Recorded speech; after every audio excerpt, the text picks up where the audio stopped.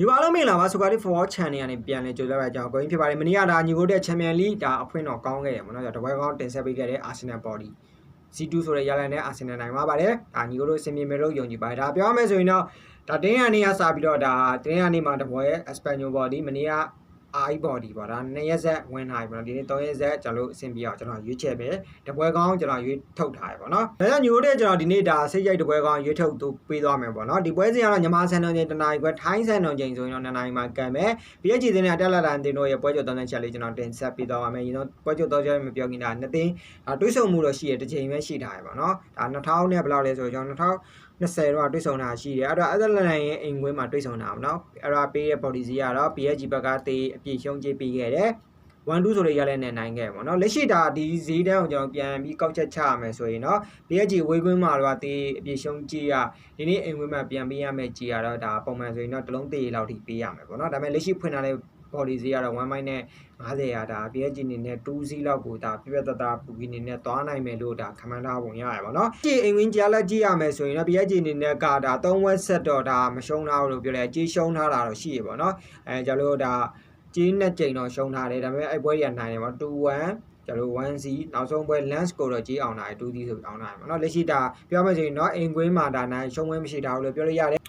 တော့အတက်လန်တာရဲ့အဝေးကွင်းရလက်ကြီးရမယ်ဆိုရင်တော့အတက်လန်တာနဲ့ကအဝေးကွင်းဒါ MBA လိမှာဆိုရင်တော့ဒါပါမာတင်းကို1-1တီကြတာပေါ့နော်အဲ့ဒါပေးတဲ့ body စီကတော့တီးပြေရှုံးကြေးပေးတယ်မအောင်ထားဘူးလို့ပြောလို့ရတယ်ကျတော့ဒါပြီးခဲ့တဲ့ပတ်မှာတော့ဒါအတက်လန်တာလက်ချီကို4-1ဆိုတဲ့ရလက်နဲ့တော့အိမ်ကွင်းမှာနိုင်ပေါ့ဒါကြောင့်ဒီနေ့ PSG အိမ်ကွင်းမှာအတက်လန်တာအနေနဲ့ဒါကစားဖို့တက်ကတော့နည်းနည်းလေးတော့ခဲရင်မယ်လို့ထင်တယ်ပေါ့နော်ဒါ PSG ကတော့ဒါမနစ်က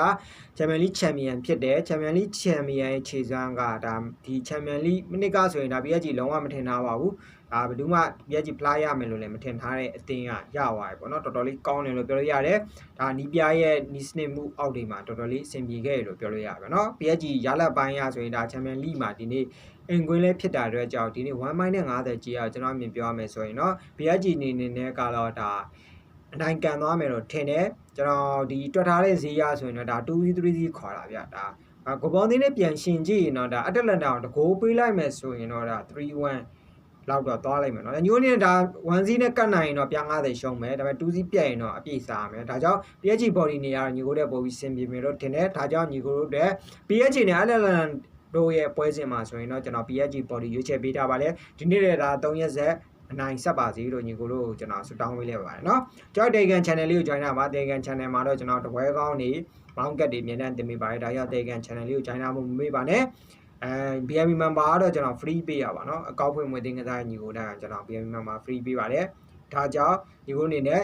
ကျွန်တော်ရဲ့ဒီ Telegram channel ကို join ထားပြီးတော့ကျွန်တော် Telegram မှာဆက်သွယ်ပြီးတော့စုံစမ်းလို့ရပါတယ်เนาะအားပေးတဲ့ညီကိုတယောက်ချင်းစီတိုင်းကျေးဇူးတင်ပါတယ်ဒီနေ့ဒါ Champion League ပွဲစဉ်တွေပြီးသွားရင်တော့ Europa League ပွဲစဉ်တွေလာမယ်ပေါ့เนาะမနေ့ကညီကိုတို့ Europa League ပွဲစဉ်မှာပြန်ပြီးစုံမအောင်ပဲအားလုံးဒီနေ့ပဲနှုတ်ဆက်လိုက်ပါလေလာကြည့်ရှိပေးတဲ့ညီကိုတယောက်ချင်းစီတိုင်းကျေးဇူးတင်ပါတယ်